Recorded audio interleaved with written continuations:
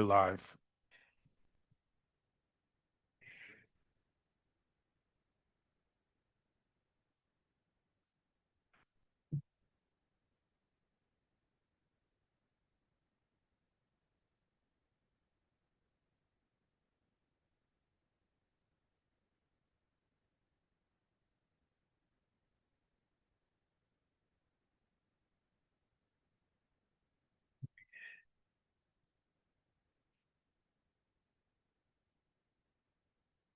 We live?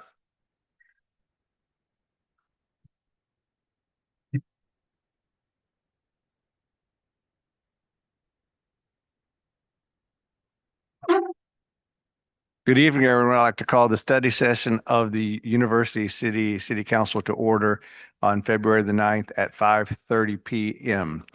Before you, you have also the regular agenda, either to members of council or to the acting city manager. Are there any changes you'd like to make to the agenda for this evening's meeting? City manager. Yes, Mayor Crow, I would like to request to move the ratification for the budget consultant to city manager's report so that I can provide a brief explanation and answer any questions that you all may have. That is item number K4. Yes. Okay. Any other changes to the agenda at this time? Hearing none, Ms. Sharp, are you introducing our speaker or someone? I'll Good. introduce. Okay. Yeah. Honorable Mayor Crow and members of the City Council, today we have Andy Belknap with us. He is with Baker Tilly, and he's here to provide us with a presentation on the police and fire pension analysis. So if you'd step up, Andy, make sure you press the button and the green light comes on. Thank you very much for joining us this evening. Well, thank you for having me. I am Andy Belknap with Baker Tilly, and I prepared a report on the police and fire pension analysis at the request of Gregory Rose, whom I had worked with in 3 different cities going back to 2005. So I'm sorry to miss him tonight, but I'm happy that he is successfully retired after all these years. And I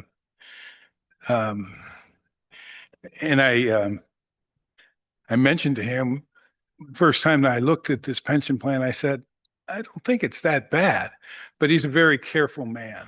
And he wanted to make sure that he had a set of eyes on it to take a look at it, because as I have said to several people, there's sort of I would characterize it as some flashing yellow warning signs about this pension plan.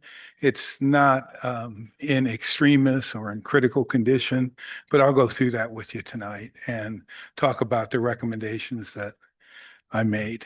So let me tell you a little bit about my background, just so you know who I am. I've been a consultant to local governments for 15 years. First with a company called Management Partners, and then since 2022 with Baker Tilly. I've worked with hundreds of local government, cities, counties, and special districts, and most of that work has had to do with financial management. I've managed the bankruptcies for 3 different municipalities, San Bernardino and Stockton, California being 2 large cities where I managed bankruptcies.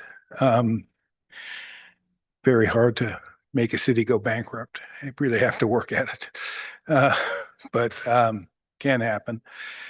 My background in local government is I've worked for 3 cities in a county. I've been a finance director, a public works director, and a city manager in 3 different cities and a county, ranging from 800,000 population to 8,000 population. So, but more in common than you would think. But that's my background. So a little bit of background on the pension situation, and let's talk about Missouri in particular. There's 130 public pension systems operating in the state. There's 16 statewide pension programs and 114 locally administered pension plans. By far the largest is the Missouri Local Government Employee Retirement System, known as Loggers. It serves 861 agencies and 247 cities in Missouri. 50 cities in the state administer one or more pension systems, like University City. Some administer 5 or 6 pension systems. In addition to University City, there are 15 other cities that have a police and fire pension system. So I wouldn't say they're common, but they're not super uncommon. In the St. Louis metro area, Brentwood, Clayton, Jennings, Ladue, and Maplewood either had or have such systems. I forget, 2 of these have since joined Loggers, but the rest of them are still independent. So that's a little bit of background. Now, in terms of the condition of University City's police and fire pension fund, it is below, for the last 2 fiscal years, 24 and 25, it is below 80% funded, specifically 73 and 77% in fiscal years 24 and 25. And anything less than 80% is considered a warning sign. It's not, it's not a good thing when you go below 80%. Very few pension systems are funded at 100%. Once in a while you see it. Sometimes you even see it over 100%. But by comparison, your non-uniformed pension system is 96.7% funded. So it's in really good shape. The police and fire pension is experiencing negative cash flow. In other words, it pays out more than it takes in each year, which is also not a good thing. On the plus side, though, the asset value, or the market value of the assets under management has increased in 24 and 25. So I would characterize the situation as concerning, but not critical. In other words, seen a lot worse.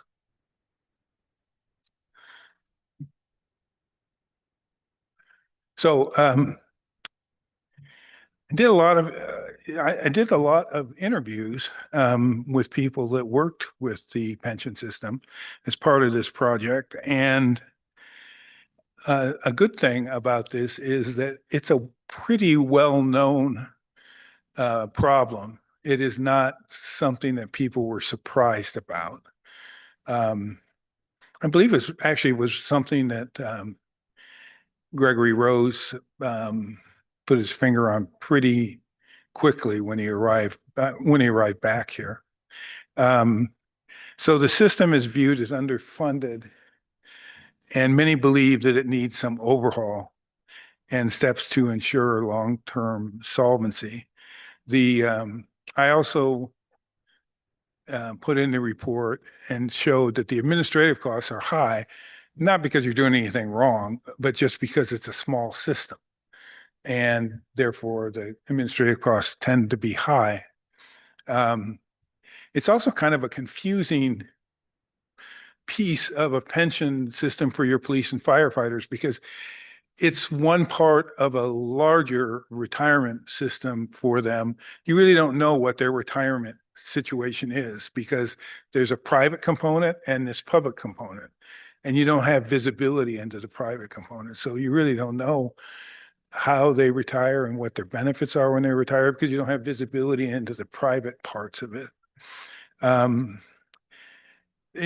But we do know that turnover is a challenge, particularly in the police department. And some of that turnover, I know from the interviews, is linked to concerns about pension stability.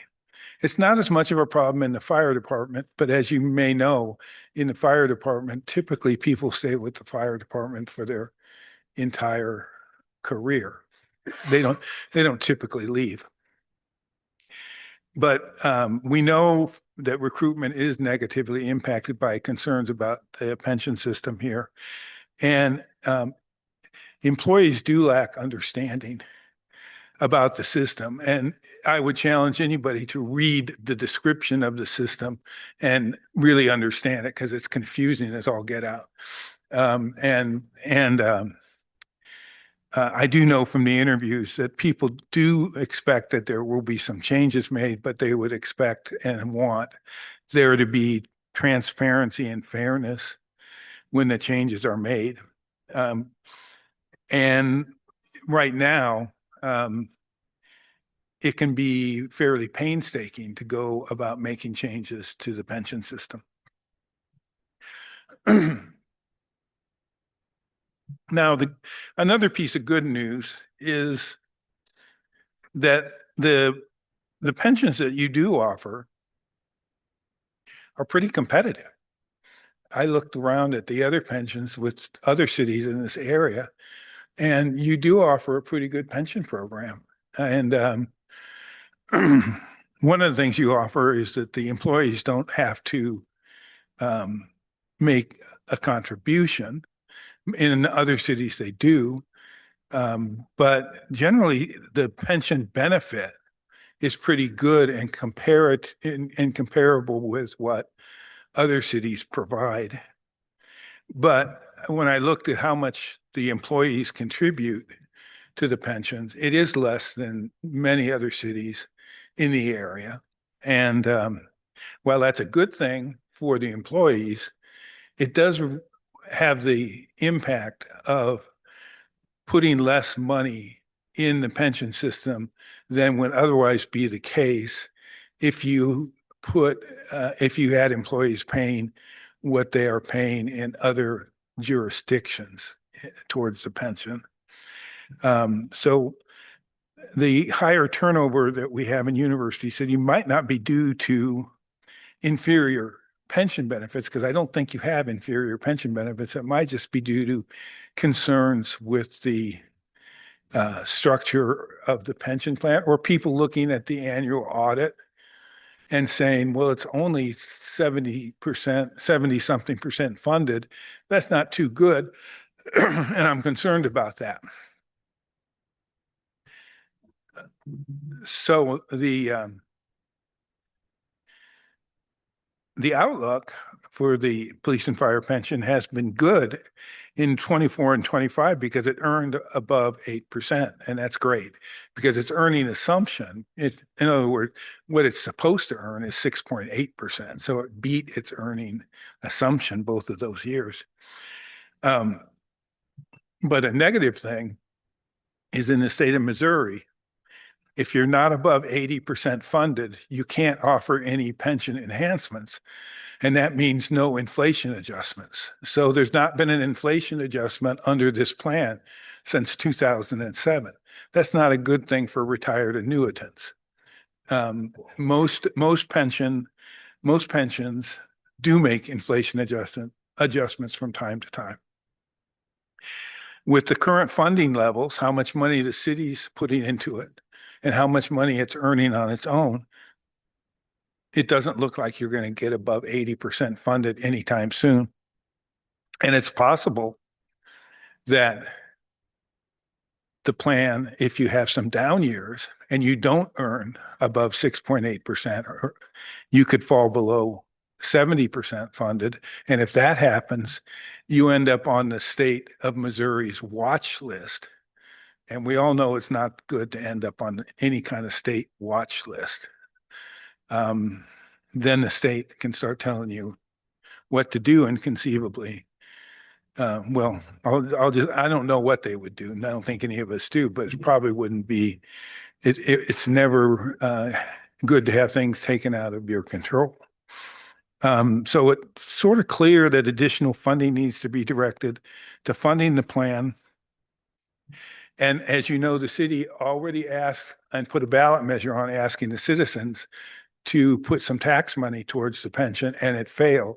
So we need to show something here within our control that we're making some steps to strengthen the pension system. And then I think you'd be in a better position to go back to the voters again. And the recommendations that are in the report is, number one, continue to make, and I know this is not, it's painful to have to fund a pension system when you have so many other needs. But number one, continue to put the 500,000, a little more than 500,000 in in discretionary general fund support towards this pension. And then number two, negotiate with police and fire employees to provide a similar level of support, because they're not paying into the pension fund now, and many other police and fire employees in other similar jurisdictions are. And if with, oh, thank you so much, with recommendations 1 and 2 in place, then go back to the ballot and ask the taxpayers for approximately 700,000, which would really strengthen the pension fund and probably would get it, I'm sure, above the 80% threshold. And then when you're above the 80% threshold, in recognition of the employee support, commit to a COLA adjustment, which would benefit retired annuitants and would benefit current employees because they know they get a better pension. And then once your pension system, your police and fire pension system is stabilized, I would recommend that you approach loggers and see if you can fold the pension system into the loggers system. And the reason I recommend that is because it would reduce administrative costs. And then when you reduce those administrative costs, you would have more money going into the pension, and you can make further benefit enhancements and a bigger COLA adjustment. And you would also, well, you would save on administrative costs. That's the biggest benefit of going in with loggers. I don't know how much you really benefit from local control of a pension system. When you started this pension plan, loggers really didn't exist like it does today. And most other, like I said, there are 15 of these plans, but over time, most of the cities in Missouri have migrated towards loggers. So that's my report. I'm happy to answer any questions. Thank you very much, Mr. Belknap. Are there questions or comments from members of council? Councilmember Brenner. I think you said Maplewood and Jennings had migrated to loggers. I think that's what you had said in our other meeting. Do you have a sense on how they did that, what the procedure was to move from, city funded to loggers? It's City not managed, I'm sorry. Oh, it's not terribly complicated. Many cities in Missouri have moved and migrated into loggers, but you have to be healthy financially to do it. So you've got to be, well funded, because they don't want to take on a sick pension fund. They want to take on a healthy one. It's in their, they want to grow. It's in their interest. It's just beneficial because it keeps the administrative costs as low as they can be. And it's a well-managed, good state pension system. Mr. McMahon. Thank you, Mayor Crowe. Thank you for your presentation and your work to help us map out a plan, because I know we've been talking about this. I used to be the liaison to the pension boards, and this has been a discussion. Even some of the folks that the officers that were on the board mentioned, if we needed a shot in the arm, they would talk to their folks about helping to contribute. They understood that it was about putting money in to get this thing back on track. So if I'm just doing the math off the top of my head, what you're thinking in this plan, multiple steps over time, Right. is about 1.7 million, that a shot in the arm that Yes, would really make us, put us on more solid ground. it would put you on quite solid ground, I think. And so, absent that, is it just a couple years of a bad market that could get us dropping down under 70%? Yeah, you've been, I won't say fortunate, but you've you've been overachieving, and you've been going over. You know, the plan is designed to get 6.8% returns annually. In the last 2 years, it's gotten over 8%. If you keep doing that, I mean, it's not likely, but if you keep doing that, you could conceivably grow your way with enough years, but I don't think that's going to happen. This has not been, we're bound to hit a down year, and you're probably going to have a year come along where your return might be under 6.8%.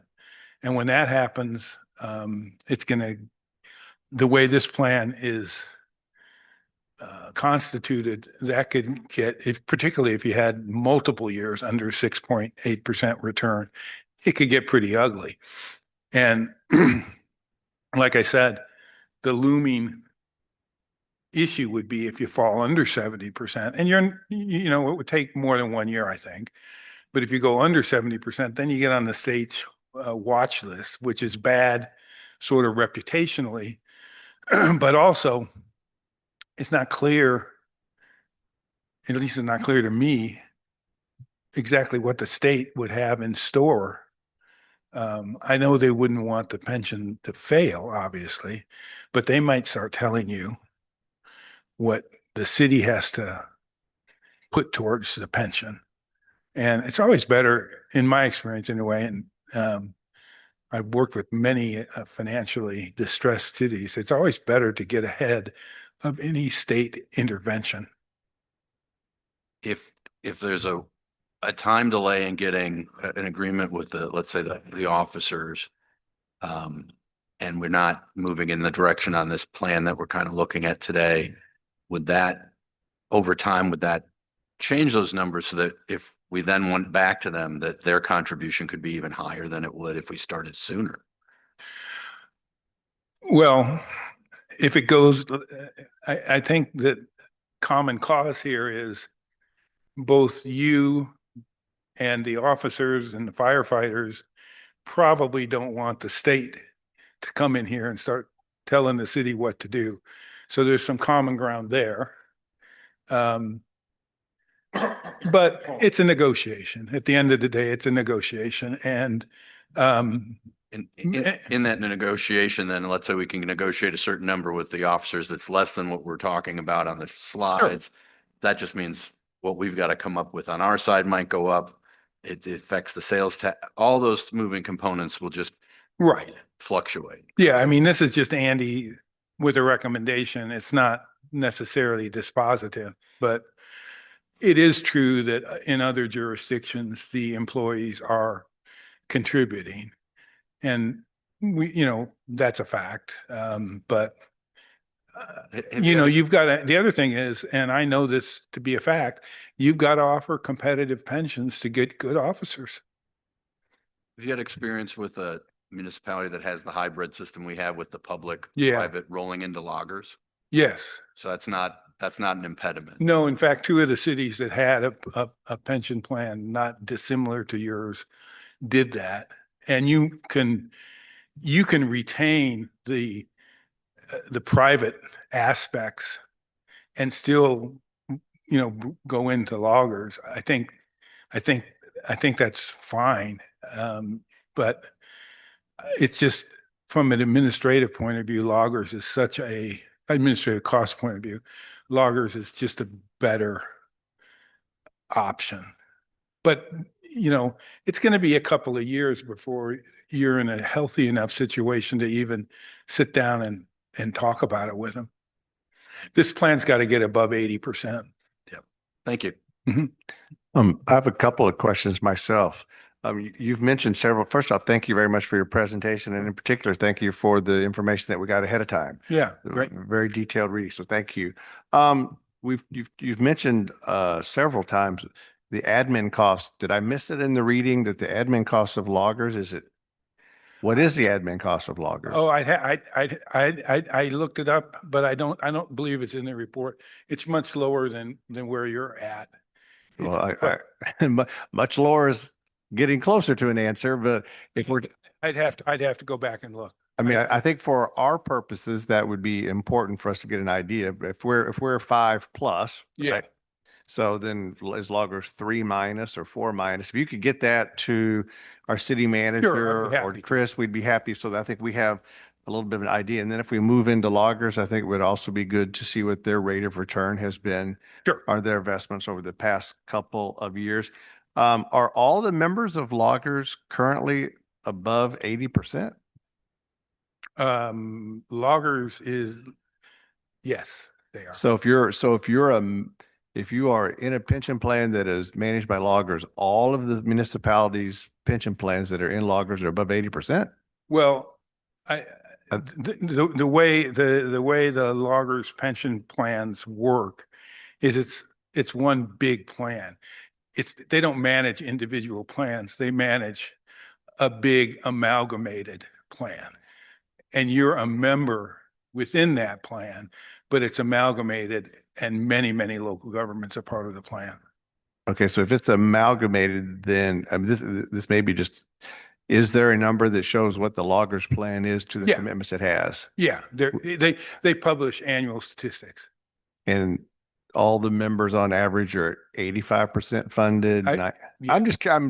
I realize these are maybe a little bit obtuse. I'm just trying to understand what those numbers would be, because I think that would be important for us as well. Oh, it is. And you would need to you would want to do your due diligence around loggers before you even thought about joining that plan. But it's a well-funded, good plan, well above 80%. And many local governments are in Oh, sure. their Yeah, plan. yeah. Then on the separate accounts, we recognize that many places do not have that. In the reality of this is, if in fact the members of the police and fire department are contributing to their private plan, then that is something that, and they can invest. I'm going to ask this question maybe they can invest with anyone they want to with those funds. Am I correct? I believe so. And then the other question I'd ask just from history is, can they borrow against those or not? I don't know. Okay, I'm just curious. We've had that issue before, and I'm just kind of trying to click off some of these things. One of your comments in the written report said that there seemed to be tension between the representatives of the police and fire plan and of the non-uniform plan. There was tension. So I was just wondering, when in your written report it says one of the things throughout the survey you noted was that there was tension between the representatives of the different plans. I don't recall that. Did I misread that? I don't recall. And I highlighted it so I can probably find it someplace later on. I was just kind of curious that was mentioned. Then I can get that footnote back for you. And then Maplewood is really funded at 200%. Yeah, that's what it said. That's a heck of a funding. I'm trying to figure out what jackpot they hit to get 200% funding on that. One other thing I think you mentioned in your written materials was that another option for us would be to discuss with the uniformed officers the opportunity to increase the age from, let's say if it's 50 to 51 or 52. Do we have a number as to what we think that would help us with ameliorating the deficit that we have? I think we're at 50. Clayton was at 55. If we moved it from 50 to 52. And I'm just trying to come up with as many arrows in our quiver as we would possibly have to help make this as painless as possible, both for our employees and for our citizens. Well, I think the typical retirement age here in the state is 50. I think so. for police and fire. I think that's pretty common.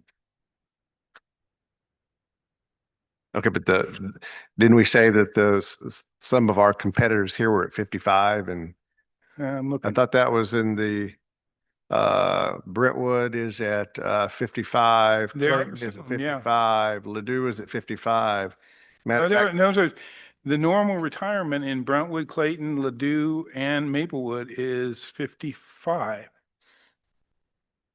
So I guess that could be something that perhaps you might want to talk about, but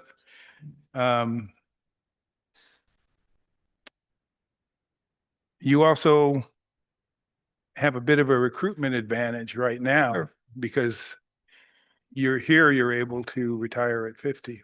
no, I agree with that. The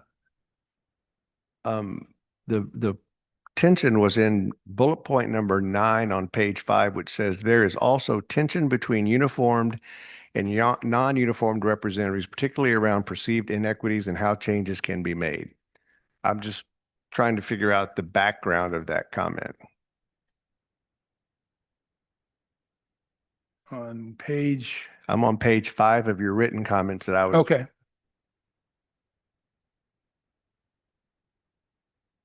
And which paragraph is it? Number 9, under Okay. governance and policy constraints, like the 4th line down.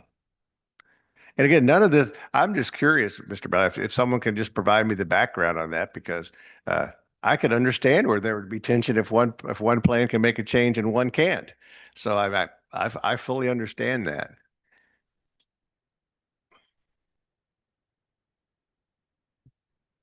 My thought to my colleagues as I've heard about the pension plan now for 18 years, and Oh my God. and so it's been around.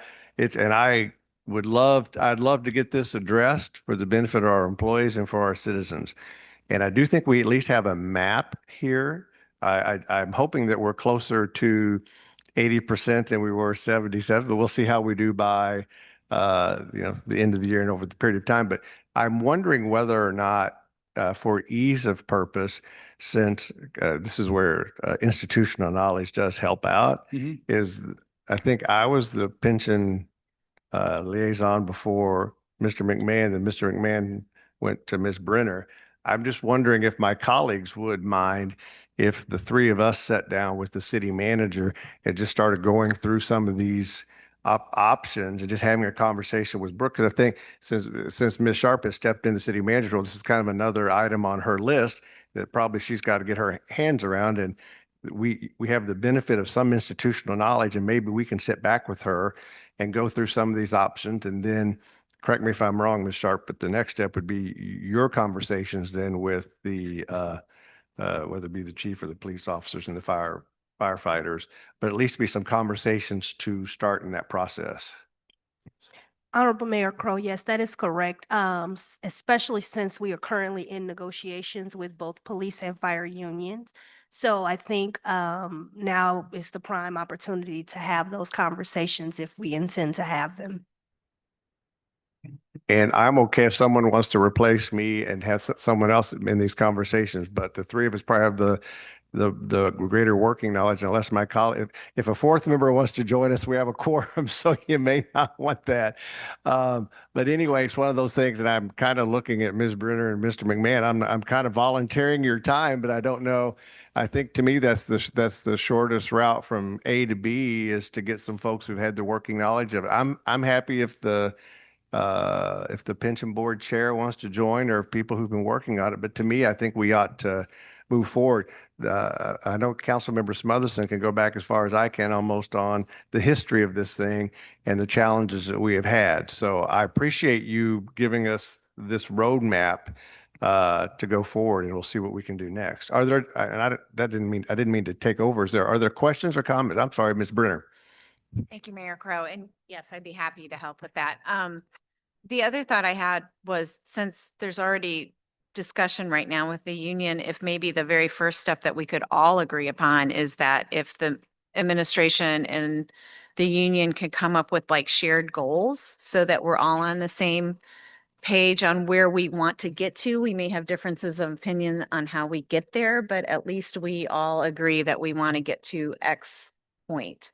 Because I would think that we would love to be able to provide a COLA each year and things like that, if we can, if we're like financially sound, like things like that. Just if we could get the goal set between both sides. We probably have not done a good job even of educating our citizens in that our public safety numbers with citizens satisfaction surveys are off the charts. Yet I think our citizens would not be nearly as happy to know that our retirees haven't had a cost of living adjustment since 2007. I think a lot of folks would look askance at that. Are there any other questions of Mr. Belknap? Hearing none, sir. Thank you very much for joining us this evening. Thank you, Mr. Mayor, and members of the council. Folks, we will stand adjourned until 6:30.